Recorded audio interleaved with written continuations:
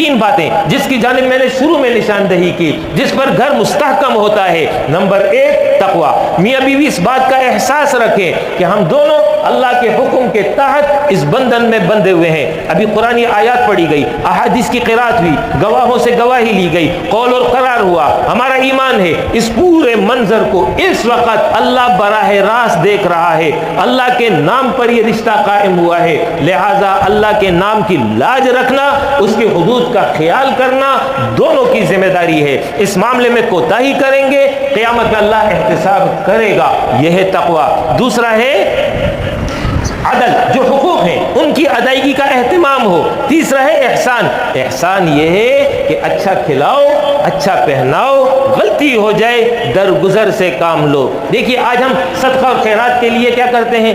غریب، مستحق، ضرورت مند، بیوہ، اس کی مدد کرتے ہیں، مسجد میں چندہ دے دیتے ہیں۔ کیوں کرتے ہیں؟ اللہ راضی ہو جائے۔